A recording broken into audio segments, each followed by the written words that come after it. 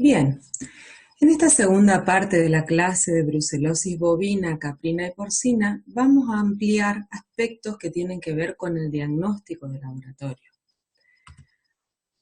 Los aspectos que vamos a ampliar en esta clase son la toma y remisión de muestras, la descripción de cuáles son las técnicas diagnósticas que hoy están aprobadas como oficiales en la Argentina y cuál es la interpretación de los resultados de estas pruebas diagnósticas. Como primera cuestión a considerar cuando pensamos en el diagnóstico de laboratorio, tenemos que pensar en dos cosas que son muy importantes cuando hablamos de brucelosis, que son la correcta recolección e identificación del material. Es muy importante que tengamos en cuenta que el material debe ir bien identificado para que sea de utilidad justamente este trabajo de toma y remisión de muestras. Y también tenemos que tener muy en cuenta los aspectos de la bioseguridad. Recordemos todo el tiempo que esta es una enfermedad zoonótica y justamente un momento de mucho riesgo para las personas es el momento de tomar muestras a partir de un animal que sospechamos que está enfermo de brucelosis. ¿Cuáles son los tipos de diagnóstico a los que podemos recurrir? Tenemos el diagnóstico bacteriológico o directo, y el diagnóstico serológico o indirecto. ¿Cuáles son las muestras que vamos a obtener cuando tengamos que intentar diagnosticar o confirmar el diagnóstico de brucelosis? Cuando estamos hablando de un animal vivo, podemos tomar sangre, calostro y leche, porque la brucela tiene una ubicación en la glándula mamaria, flujo vaginal, placenta en el caso de las hembras que hayan parido o abortado un feto, en el caso de los machos, semen, y el líquido de los higromas y las bursitis, es decir, de las lesiones que se pueden ver en las articulaciones. En todos esos lugares podemos intentar recuperar para el cultivo brucelas en un animal vivo. Cuando lo que tenemos disponible para enviar muestras son productos del aborto, tenemos que hacer la consideración de que el feto que se aborta a causa de la brucelosis es un feto que está en el último tercio de la gestación. Entonces es un animal de gran tamaño, un feto que puede llegar a pesar 20-25 kilos de peso de tejidos de ese feto. Entonces es muy difícil, si no imposible, intentar enviar todo un feto bovino, por ejemplo, refrigerado y que llegue en buenas condiciones al laboratorio. Entonces lo que hay que hacer, lo que corresponde hacer, es una necropsia de ese feto. Y en esa necropsia lo que vamos a buscar son los lugares donde tenemos más chances de aislar la brucela. El primero de estos lugares es el contenido estomacal, porque como recuerdan de la patogenia, las brucelas se encontraban, se reproducían en la unión entre el feto y la madre, que son los cotiledones placentarios. Entonces hay una gran cantidad de brucelas también en el líquido amniótico que el feto está continuamente ingiriendo. Por lo tanto, es muy frecuente que podamos encontrar brucelas en el contenido del estómago de ese feto. Es la muestra de elección. También en el pulmón y también en el vaso de ese feto. Otra muestra que podemos enviar de productos del aborto son las membranas fetales y los cotiledones en el caso de poder recuperarlos. Y en el caso de animales muertos o sacrificados, se muestrean los ganglios linfáticos, porque son nichos brucélicos, sobre todo los ganglios linfáticos submandibulares y retromamarios, que van a estar relacionados con la puerta de entrada en el caso de los submandibulares, o los supramamarios van a estar relacionados con los nichos brucélicos de la ubre.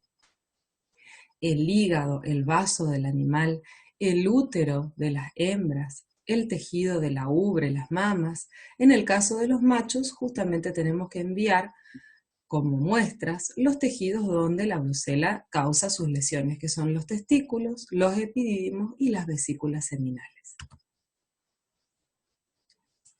Todas las muestras anteriores fueron descritas a los efectos de enviar muestras para cultivo bacteriológico. o para tinción y cultivo. Ahora vamos a hablar de las muestras que tenemos que obtener para para lograr los diagnósticos serológicos indirectos.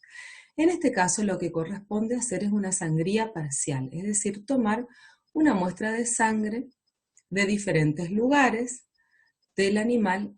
A partir de esta muestra de sangre que se toma sin anticoagulante, lo que vamos a hacer es extraer el suero y en ese suero, utilizando diferentes técnicas diagnósticas, vamos a buscar los anticuerpos que debemos considerar como importante a la hora de pensar en la sangría parcial. En primer lugar, la seguridad del animal y del profesional, es decir, tener en cuenta que debemos contar con una correcta sujeción de ese animal que vamos a muestrear, porque todo el tiempo debemos estar pensando en que podría llegar a estar ese animal infectado con brucelas y por lo tanto, si hay algún movimiento no previsto que nos provoque una lesión a los que tomamos las muestras y esa lesión se contamine con algún tejido o secreción de ese animal, nos podemos contagiar de la enfermedad. Entonces, primer paso inicial y principal es la seguridad. ¿En qué lugar se puede tomar muestras de sangre? A partir de las venas yugular o de las venas o arterias coccígeas. Tenemos que tener en cuenta que el instrumental debe estar limpio, las agujas afiladas, y cuando vamos a utilizar jeringa para extraer, con jeringa y aguja, deberíamos dejar el émbolo un poco retirado a los efectos de que en ese espacio de aire que se forma, enseguida la sangre empiece a fluir cuando estemos en la vena o en la arteria, y de esta manera nos damos cuenta de que estamos en el lugar correcto y simplemente es cuestión de estirar el émbolo para obtener la muestra.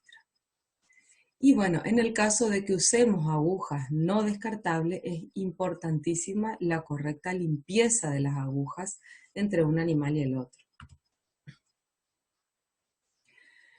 Esta es la manera de encontrar la localización de la vena yugular. Fíjense, con esta mano, con la mano izquierda, el operador lo que está haciendo es detener el flujo de sangre a la altura de la entrada del tórax, y con la mano derecha, ya tomando la aguja con la que va a sangrar, lo que hace es palpar para evidenciar esa vena que se marcó gracias al efecto de la detención de su flujo.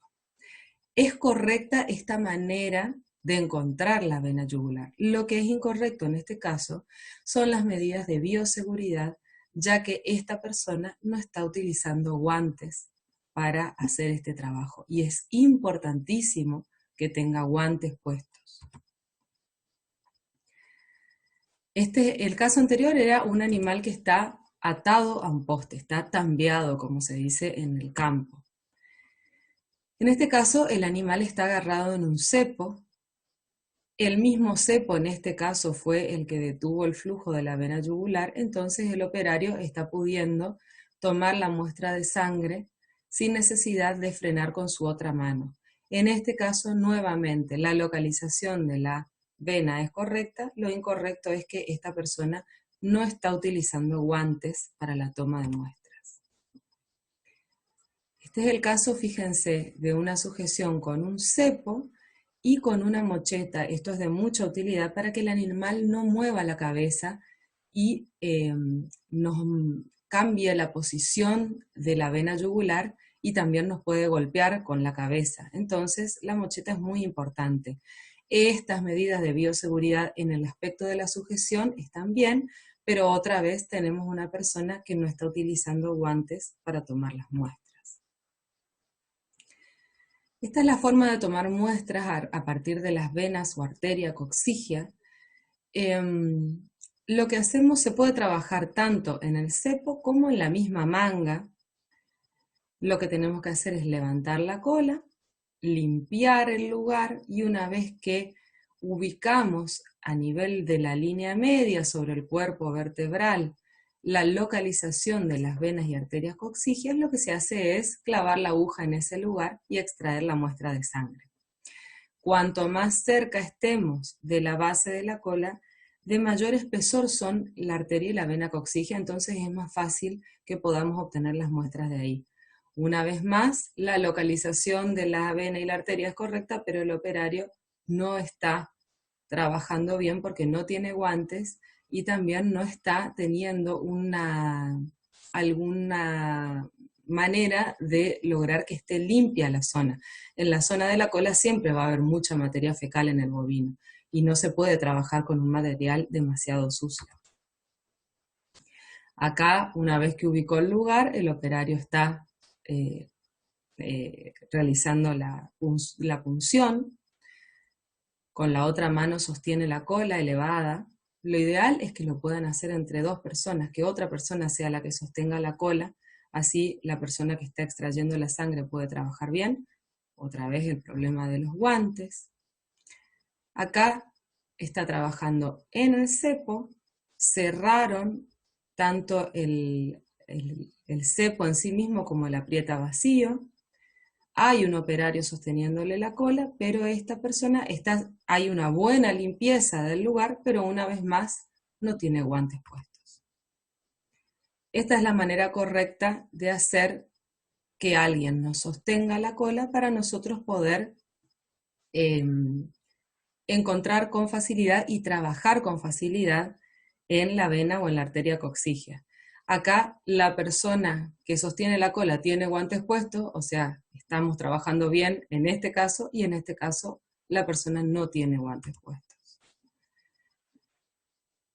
Esto es una forma muy común de trabajar cuando se está en presencia de pequeños productores que no tienen disponibilidad de cepo, manga, todas las instalaciones ganaderas habituales. Entonces lo que se hace es tambear al animal. Este animal está sostenido por la cabeza en un poste seguramente, y lo que hacen para evitar que patee a la persona que toma la muestra es una manea.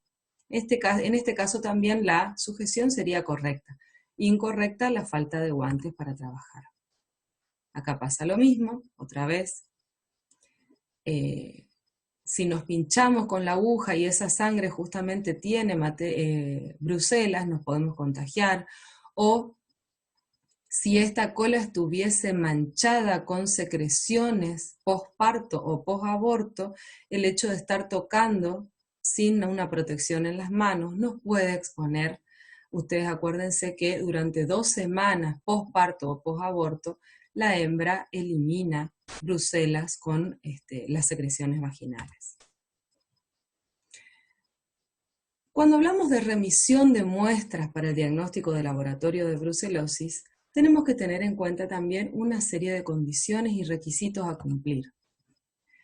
El primero de todos es que las muestras deben enviarse acompañadas por un protocolo oficial. Este es un formato antiguo, ahora está vigente otro formato nuevo, pero estos son formatos que el SENASA marca como oficiales para poder enviar muestras para el diagnóstico de laboratorio de brucelosis. No tiene utilidad si un veterinario envía las muestras sin el acompañamiento de este protocolo. Que manden las muestras de sangre al laboratorio no les va a servir de nada si no están acompañadas de un protocolo. Y fíjense que en el protocolo el SENASA pide que conste el RENSPA, que es un registro numérico para cada uno de los productores del país. Consta la fecha de extracción, la fecha de envío, qué cantidad de muestras, cuál es el motivo del envío, y hay datos de la procedencia de las muestras y datos del veterinario acreditado.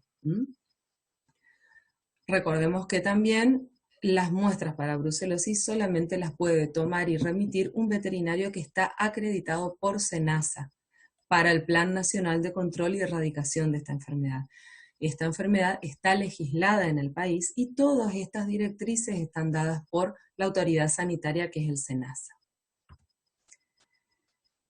Es importante, otra cosa, el embalaje y la forma de embalar que vamos a utilizar para el transporte de las muestras, porque tienen que llegar al laboratorio no solo en tiempo y en forma, conservadas en frío, sino también en un embalaje adecuado, tanto para la protección de las personas que van a transportar estas muestras, como para la protección de las muestras en sí mismas. Fíjense, en este caso, esta es una caja tal y cual como llegó al laboratorio, se destapó la caja conservadora de Telgopor y lo primero que se puede ver es que hay protocolos que están adentro de una bolsa. Esto es una muy buena medida para proteger de la humedad a los papeles tal y como están escritos. Si los envolvemos en una bolsa de polietileno, lo que hacemos es justamente evitar que cualquier gota de humedad o de condensación de humedad que se produzca altere la escritura de esos protocolos. Una vez que se sacó lo que estaba en la capa superior, acá lo que se puede ver son partículas de telgopor que este veterinario puso como para, no solamente para conservar el frío, sino también para la sujeción de las muestras. Las muestras están en sus tubos de ensayos, que a su vez están en las gradillas, están acompañadas de suficiente cantidad de material refrigerante. Este es un caso donde se puede ver que el material refrigerante ya está derretido. Esto puede suceder por retrasos en el envío de las muestras o en la circulación de las muestras. Estas son cosas que el veterinario de laboratorio tiene en cuenta a la hora de analizar las muestras. Otra vez aquí está la gradilla con los tubos y está el protocolo envuelto en una bolsa plástica cerrada, dentro de la misma conservadora. Fíjense aquí, otra vez, el protocolo que acompaña las muestras. Esta es la forma correcta de enviar los tubos, numerados previamente, con números que se comprendan, prolijos, el tubo está limpio. Esta es la manera correcta de remitir una muestra al laboratorio. Y acá tenemos maneras muy incorrectas. Esto es lo que no hay que hacer, que también queremos mostrarles desde la cátedra para que tengan en cuenta, para que alguien alguna vez les muestre lo que no hay que hacer a la hora de remitir muestras. Fíjense, esto está todo mal hecho. La caja que se usó no es una caja conservadora, es una caja de cartón. Entonces, no tiene manera de conservar el frío hasta que llegue al laboratorio el envío de las muestras.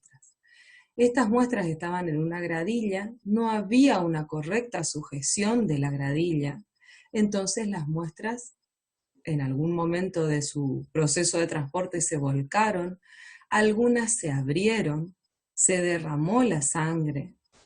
Entonces, lógicamente, no hay manera de que el laboratorista pueda usar esta sangre para poder llegar a un diagnóstico de brucelosis. En lugar de conservantes, lo que hicieron fue poner una bolsa con hielo, y esta bolsa con hielo lógicamente se derritió, porque no estaba en un medio de transporte adecuado. Entonces, tampoco la refrigeración se aseguró, y el último de los grandes errores que tiene este envío de muestras es que no está acompañada por un protocolo oficial, sino que es un protocolo manuscrito, y que lógicamente con todo este enchastre que se armó al momento de las muestras volcarse, se dañó los pocos datos que podrían haber estado aquí, se dañaron. Fíjense, esta es otra imagen de cómo quedó ese protocolo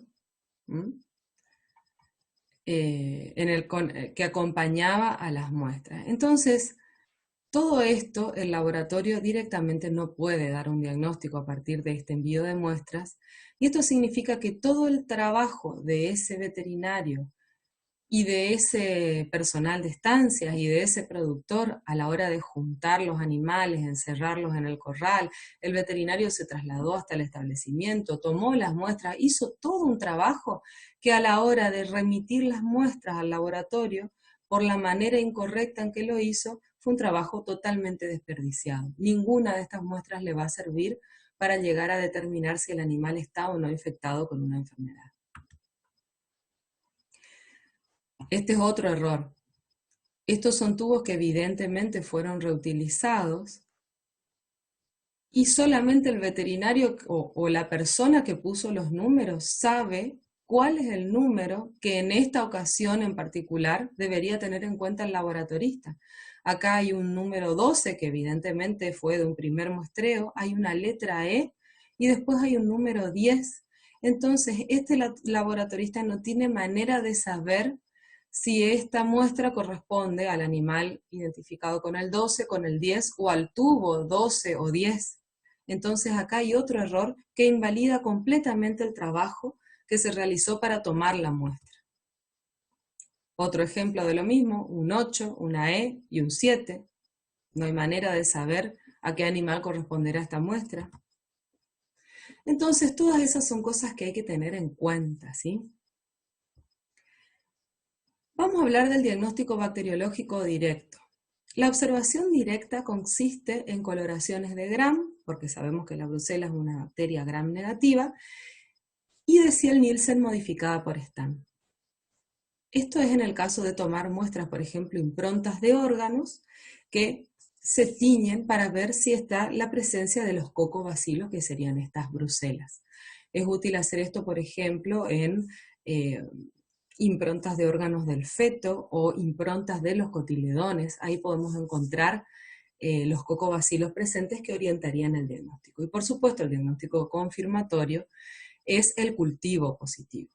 Pero tenemos que considerar que los cultivos pueden resultar negativos aun cuando el animal estuviera infectado, y esto se debe a las variaciones del germen, a las variaciones de la presencia del germen en las secreciones, excreciones y en la sangre. Esto tiene que ver con la patogenia que describimos en la primera clase, en la primera parte de la clase de brucelosis, donde hablábamos de que luego de una bacteriemia inicial, la brucela se ubica en sus nichos brucélicos y a partir de los nichos brucélicos va al feto, va al útero grávido en el caso de que la hembra esté gestante, o vuelve a los nichos brucélicos en el caso de que la hembra no esté gestante. Entonces, en una enfermedad crónica como es esta, puede pasar que la bacteria se encuentre en un momento determinado en la sangre y después no esté más en la sangre, sino que esté en la ubre, y después no esté más en la ubre, o no se la recupere más de la leche.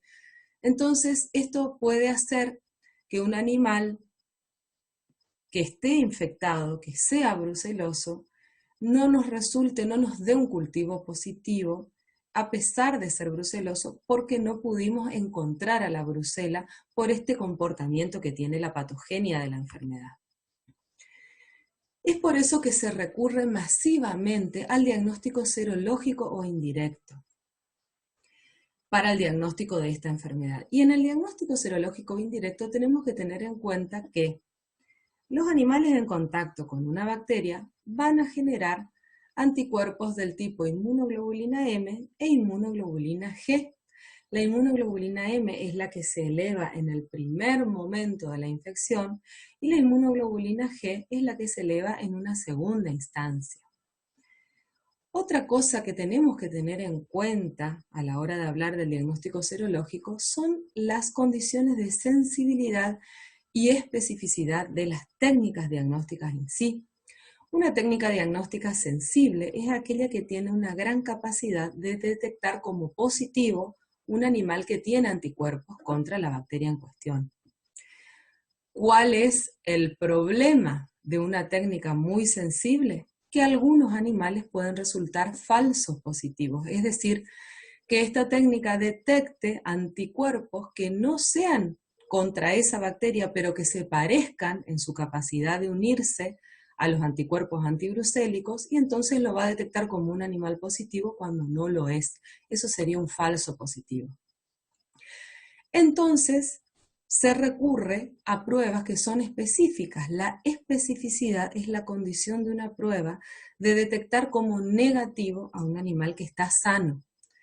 Entonces, la especificidad se utiliza para justamente confirmar que un animal que ha sido detectado como positivo por una prueba sensible esté realmente infectado con brucelosis y no con otras enfermedades que generan anticuerpos parecidos a los de brucelosis. El problema de la especificidad serían los falsos negativos, es decir, animales que han sido detectados como negativos a pesar de estar infectados con brucela.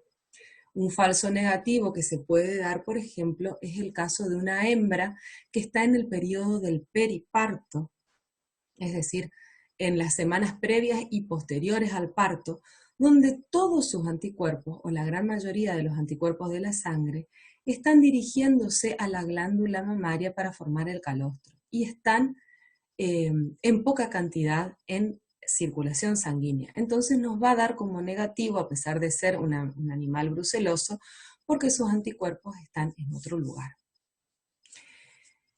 El SENASA dispuso desde el año 2006 que las pruebas operativas o pruebas que son de alta sensibilidad se usen en primer lugar, es decir, el diagnóstico serológico de brucelosis no se hace a través de una sola prueba, sino a través de la realización de un panel de pruebas. Se usan con el mismo suero varias técnicas para ir clarificando la situación de ese suero en particular. En primer lugar, se deben usar las pruebas operativas, que son muy sensibles, que son el BPA o antígeno baferado en placa, o el ELISA indirecto, que se puede usar en sangre y también en leche. Estas técnicas son muy sensibles y nos van a dar resultados de positivo o negativo. Los positivos se van a confirmar por cualquiera de estas técnicas que son específicas. ¿Cuáles son estas técnicas? SAT y 2-mercaptoetanol, 0-glutinación en tubo y 2-mercaptoetanol, que se usan en paralelo, como vamos a ver enseguida cómo se utilizan estas pruebas. Estas son técnicas clásicas, se usan desde hace muchos años, décadas incluso en el país. Todos los laboratorios de red utilizan estas técnicas. Y de reciente incorporación son el ELISA competitivo en suero, la técnica de FPA o polarización fluorescente, y desde hace muchos años la técnica de referencia internacional es la fijación de complemento en suero. Cualquiera de estas técnicas entonces se va a usar para confirmar el resultado positivo surgido de una técnica operativa. Otras técnicas son el aislamiento y la PCR, que son pruebas directas. Algo que tenemos que tener en cuenta a la hora de interpretar la respuesta de los animales frente a la infección con brucela. Tenemos que considerar que en el caso de la respuesta del organismo frente a la brucela abortus en infección natural o la respuesta frente a la vacunación contra brucela abortus es exactamente la misma. Esta justamente es una cuestión muy importante a considerar cuando hablamos de esta enfermedad en animales vacunados, que son las hembras entre los 3 y 8 meses de edad, según está reglamentado en el país. ¿Por qué? Porque la vacuna que se utiliza en el caso de la brucelosis, que es la cepa 19 en el caso de los bovinos o la Rev 1 en el caso de los caprinos, es una vacuna a bacteria viva, es una vacuna que contiene organismos vivos en su interior, que lo que van a hacer es replicar exactamente la infección de la misma manera que lo hace la bacteria silvestre. Entonces, la respuesta inmunológica, el tipo de inmunoglobulinas que se producen es el mismo, y esto genera interferencias en el diagnóstico serológico porque, como estamos diciendo desde el comienzo de esta clase, es un diagnóstico indirecto que lo que busca son los anticuerpos. Y si los anticuerpos son iguales, entonces en un primer momento va a haber una interferencia en el diagnóstico a causa de la vacuna. Por esto que estamos comentando de que la respuesta del organismo frente a la infección natural o frente a la infección por una vacuna es la misma. En un primer momento, fíjense, va a haber una elevación de la inmunoglobulina M que luego cae. En ambos casos se eleva la inmunoglobulina M y luego cae. Y en un segundo momento hay una gran elevación de la inmunoglobulina G que luego cae.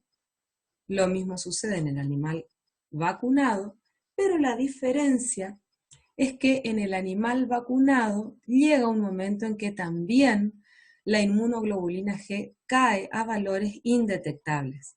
Al contrario del animal crónicamente infectado por una brucela silvestre, donde la inmunoglobulina G va a estar presente y va a quedar permanentemente elevada a lo largo del tiempo. Esa es la diferencia entre un animal infectado naturalmente y un animal vacunado. Aunque también con los años y la cronicidad puede pasar que este animal también descienda en la cantidad de inmunoglobulina G que tenga. Ahora vamos a ver cómo se interpreta este panel de pruebas, cómo el SENASA indica que debe interpretarse este panel de pruebas para el diagnóstico de la brucelosis. Decíamos que en un primer momento realizamos VPA o ELISA indirecto en suero o en leche y esto nos va a dar una respuesta en función de la sensibilidad de estas dos técnicas, que puede ser negativa o positiva. Si este animal, si este suero resulta negativo a estas pruebas que ya son muy sensibles, este animal ya se considera negativo y así se informa. Este animal no tiene brucelosis o no tendría brucelosis. Si este suero resultase positivo a estas técnicas operativas, ahí debemos realizar las pruebas confirmatorias, que son 0 aglutinación en tubo y 2-mercaptoetanol, que se hacen en paralelo y son las técnicas clásicas, o FPA, que es lo que tienen las mayorías de los laboratorios de red en este momento, o ELISA competitivo también en suero. Este paso por las técnicas confirmatorias es lo que nos va a dar 3 posibilidades de resultado. Que el animal realmente sea negativo, y también se informa como negativo, que el animal resulte sospechoso o que el animal resulte positivo. ¿Cuál es este animal sospechoso? Es este animal que tiene una cantidad de anticuerpos tal que nos hace pensar que no es sano, pero no es una cantidad de anticuerpos suficiente para que ya lo clasifiquemos como positivo.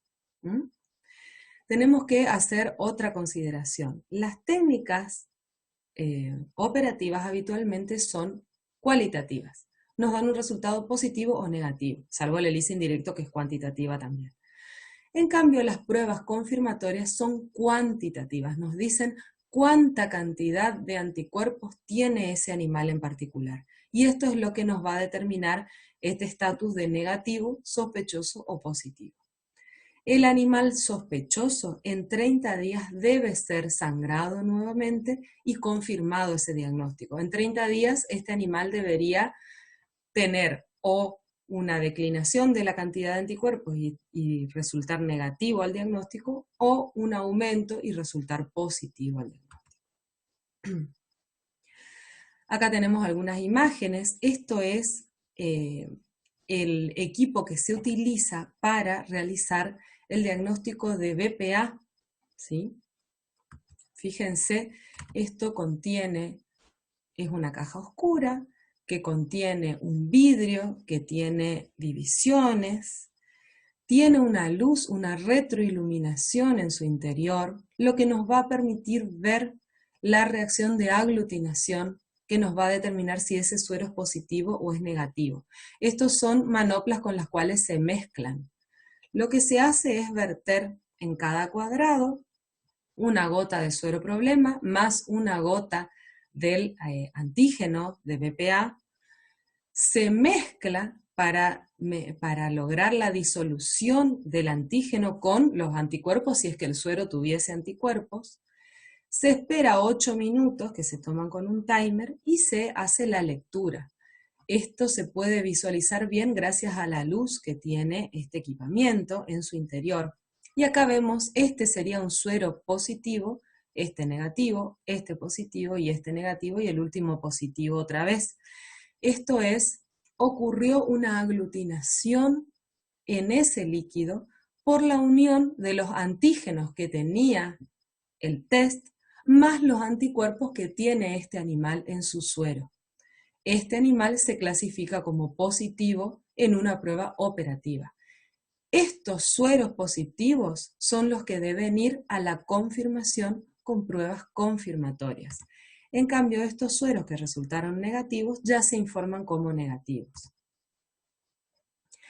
Así es como se realizan las pruebas confirmatorias. Estas son las pruebas de SAT y 2-mercaptoetanol que, como decíamos, se hacen en paralelo. Se hacen 4 diluciones, lo que se hace es diluir en cada uno de estos tubos, está el mismo suero diluido cada vez en diluciones mayores, es decir, cada vez menos concentrado el suero, y en todos los tubos se siembra antígeno de Bruselas. Los antígenos son antígenos realizados con LPS de Bruselas lisas. Se hace una serie de sueros para SAT y una serie de sueros para 2-mercaptoetanol, y lo que se hace es ver en cuál de las diluciones se presenta aglutinación. Y esto nos va a dar una cuantificación de la cantidad de anticuerpos que tiene ese bovino, caprino o porcino en particular.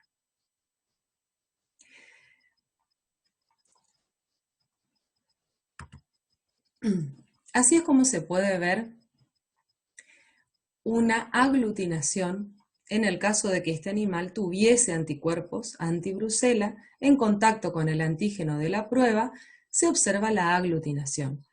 Este es el tubo del suero diluido 1 en 25, es decir, una parte de suero en 25 partes de diluyente. Este es 1 en 50, este es 1 en 100 y este es 1 en 200. En este caso se puede ver que el mismo suero aglutinó en la primera de las diluciones, estando más concentrado, en la segunda y en la tercera, y en la cuarta ya no se observa aglutinación. Esto es porque en este caso ya está más diluido, mucho más diluido que en este primer caso. Este animal es positivo y se lo informa como positivo 1 en 100. Ahora vamos a ver cómo se interpreta esto a los efectos del diagnóstico de la brucelosis. Pero lo importante es saber que cuando decimos que un animal es positivo 1 en 100, estamos dando por sentado que fue positivo 1 en 50 y 1 en 25, porque en estos dos tubos estaba todavía más concentrado el suero que en este tubo, que es el último donde registramos la aglutinación. Estas son pruebas que dependen del operador, son pruebas donde hace falta un entrenamiento para que la persona aprenda a determinar correctamente la positividad.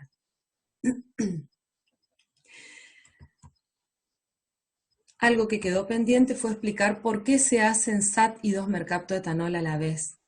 El fundamento de que se hagan las dos a la vez es que SAT detecta inmunoglobulina M y G, es decir, es capaz de encontrar las dos inmunoglobulinas. En cambio, 2-mercaptoetanol destruye la inmunoglobulina M y solo detecta la inmunoglobulina G.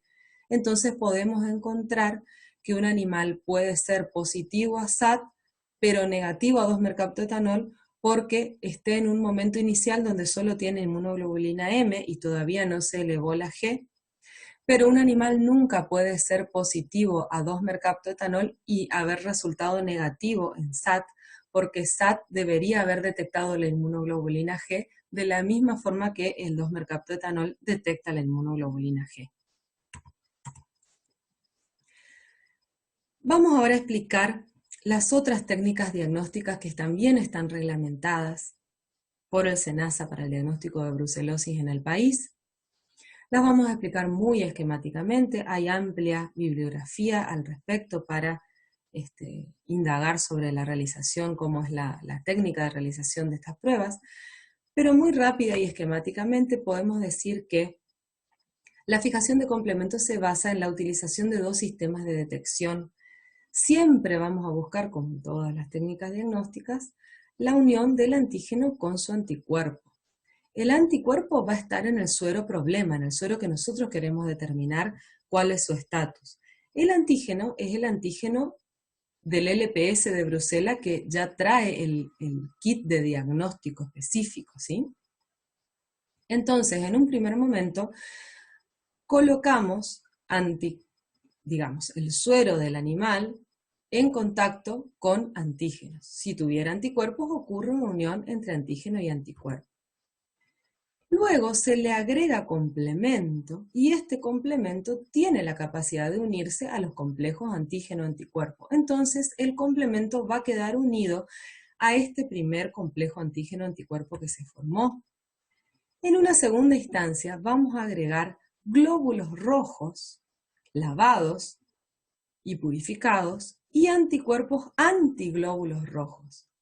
que en el caso de que el animal sea positivo, como es este, y tuvo anticuerpos, como es este suero problema, este primer complejo antígeno-anticuerpo ya ocupó el complemento y este segundo complejo antígeno-anticuerpo simplemente queda unido, pero no puede ocupar el complemento porque el complemento fue secuestrado por el primer complejo antígeno-anticuerpo.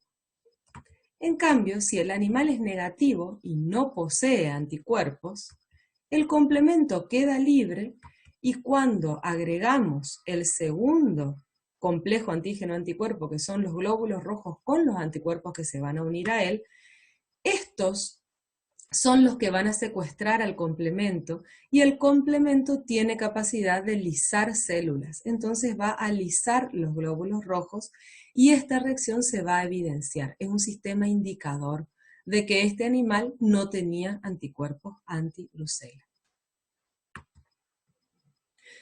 La otra técnica que se utiliza es el ELISA indirecto. Estas son técnicas de alta sensibilidad, de alta especificidad también. Son técnicas que necesitan de un equipamiento muy precisos.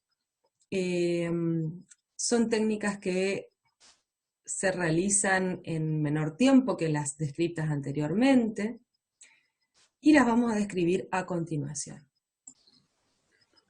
La técnica del ELISA indirecto consiste en utilizar un pocillo que en realidad es una placa que tiene 96 pocillos que tienen antígenos adheridos en el fondo del pocillo, antígenos de Brucela, otra vez, antígenos de LPS de Brucela. A este pocillo con antígenos adheridos se le agrega el suero que puede tener o no tener anticuerpos anti-Brucelas. Estos anticuerpos, si están presentes, se van a unir. En un segundo paso, se lava para eliminar todos aquellos anticuerpos que no se hayan unido con los antígenos del fondo del pocillo. Y luego se le agrega una antiglobulina, esto es una inmunoglobulina que tiene la capacidad a su vez de unirse a la inmunoglobulina bovina, que se unió al antígeno de Brucela. Y esta antiglobulina tiene una sustancia que tiene la capacidad de generar fluorescencia. Y esto se lee en un equipo que se llama espectrofluorómetro. Entonces es un ELISA indirecto porque el sistema detector se une indirectamente usando como nexo la inmunoglobulina del suero problema con el antígeno de Brucela. Por otra parte, el ELISA de competición, como su nombre lo indica, plantea una competencia entre los anticuerpos de la técnica versus los anticuerpos del suero problema. Entonces, con la misma placa, con pocillos, con antígenos adheridos, vamos a agregar el suero con anticuerpos, si es que los hubiese, que serían estos anticuerpos naturales, y también agregamos al mismo pocillo los anticuerpos del suero de la prueba que van a estar marcados con una sustancia que tiene la capacidad de generar fluorescencia. Luego, entonces, acá es donde se va a plantear esa competición. Mientras más anticuerpos tenga el suero problema, más anticuerpos con capacidad de generar fluorescencia serán desplazados de su unión por el antígeno, por estos anticuerpos naturales que lógicamente no generan fluorescencia. Luego de una etapa de lavado donde se elimina todo lo que no se unió, se va a leer también en un espectrofluorómetro, ¿sí? Y los anticuerpos del suero problema entonces compitieron por el antígeno con los anticuerpos marcados. Ese es el fundamento de la del funcionamiento del ELISA, tanto indirecto como de competición. En el caso de la polarización fluorescente, o FPA, lo que se hace no utiliza medios sólidos como los anteriores, sino que son medios líquidos, donde se utilizan tubos de borosilicato, donde hay un buffer, a los que se agregan antígenos de Brucela marcados con, otra vez, sustancias con la capacidad de generar fluorescencia, y se basa en el principio físico de que las moléculas pequeñas van a girar a cierta velocidad. Siempre que haya una molécula en solución líquida, esta gira, y gira en una velocidad que es proporcional con el tamaño de esta molécula. Se agrega en un paso posterior el suero problema que contendrá o no los anticuerpos. Si los anticuerpos están presentes, se unen al antígeno y esta molécula cambia la velocidad de rotación porque cambió el tamaño de la molécula al convertirse en un complejo antígeno-anticuerpo. Entonces se hace incidir un haz de luz polarizada que va a tener un ángulo de difracción en función de la velocidad de giro de esta molécula. Se hizo incidir el ángulo de luz polarizada en un primer momento donde solo había antígeno y luego se hace incidir nuevamente en el segundo momento cuando es posible que los anticuerpos se hayan unido al antígeno. Entonces, esa diferencia en el ángulo con el que esta luz polarizada sale difractada en el lector es lo que nos va a dar la cantidad de anticuerpos que tiene este suero problema. Perdón por el trabalenguas. Entonces vamos ahora a pensar en cómo el SENASA indica que deben interpretarse los resultados. En este caso solamente vamos a explicar la interpretación del resultado para las técnicas clásicas de de 2-mercaptoetanol y SAT, porque son las que más dificultades interpretativas tienen. Todas las técnicas más nuevas, como los 2 ELISAs y el FPA, está establecido el punto de corte de cuál es el animal positivo, sospechoso o negativo, ya de antemano, y el mismo equipo lector nos va a indicar qué cantidad de anticuerpos tiene ese suero problema, y nosotros, sabiendo el punto de corte, sin ningún problema podemos determinar si el animal es positivo, sospechoso o negativo, en ese caso de las técnicas de más reciente incorporación. Bueno, a ver. Los resultados tienen que interpretarse de manera diferente en función de si el animal está vacunado o no vacunado. En el caso de las hembras, deben hacerse los diagnósticos serológicos según reglamentación del SENASA cuando tienen más de 18 meses y han sido vacunadas entre los 3 y los 8 meses de vida. En el caso de los machos enteros, se los analiza serológicamente a partir de los 6 meses de vida, y esto es porque los machos, al no ser vacunados, no se vacunan los machos, no van a tener el problema de la interferencia de los anticuerpos producidos por la vacuna en el resultado del diagnóstico serológico que sí tienen las hembras. Por eso es que a las hembras debemos esperarla hasta después de los 18 meses por esa curva que vimos al comienzo de la clase de cómo se comportan los anticuerpos después de la vacunación. Acá tenemos el criterio de interpretación para las pruebas de Wright o SAT en la especie bovina y de 2-mercaptoetanol. Fíjense, después lo van a poder mirar incluso en el PDF, pero en todos los casos las diluciones son las que les comenté. Esto correspondería a cada uno de los 4 tubos, 1 en 25, dilución 1 en 50, dilución 1 en 100, dilución 1 en 200. Y esto es el criterio si el animal no fue vacunado, que sería el macho, o el animal fue vacunado, que es el caso de la hembra. Para el caso de SAT, que recuerden, detectaba inmunoglobulina M y detectaba inmunoglobulina G. Si no hay aglutinación, es negativo en los 2 casos. Si hay una aglutinación incompleta hasta 1 en 25, o sea, hasta el tubo donde estaba más concentrado, sigue siendo negativo en ambos casos. Si hay una aglutinación ya presente hasta 1 en 25, es decir, el primer tubo, sigue siendo negativo en ambos casos. Y a partir de acá ya empezamos a encontrar diferencias si el animal fue no vacunado o si el animal fue vacunado.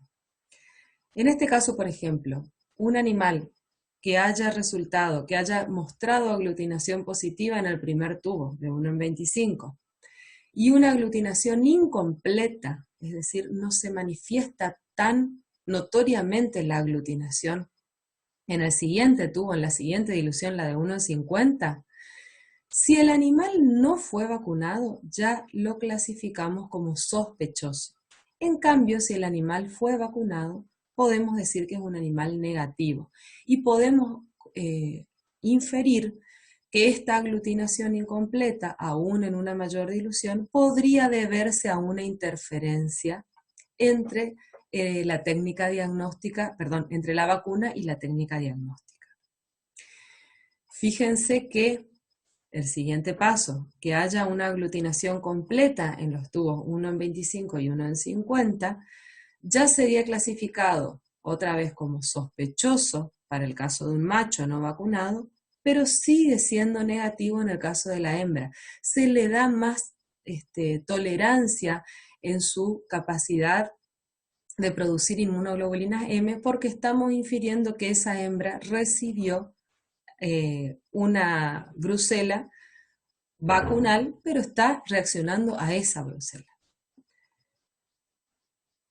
Acá sí, cuando hay aglutinación en los dos primeros tubos completa e incompleta en el tubo de 1 en 100, ya pasa también la hembra a ser sospechosa.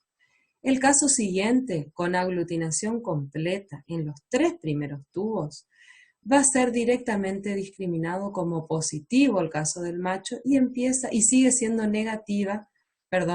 sigue siendo sospechosa la hembra. Y a partir de acá, recién es positiva la hembra cuando se manifiesta la aglutinación completa en las 4 diluciones, siempre hablando de RIGHT o SAT. En el caso de la prueba de 2-mercaptoetanol, que detecta anticuerpos del tipo inmunoglobulina G, cualquier aglutinación igual o mayor a una aglutinación incompleta, 1 en 50, ya es considerado un animal positivo, sea vacunado o no vacunado.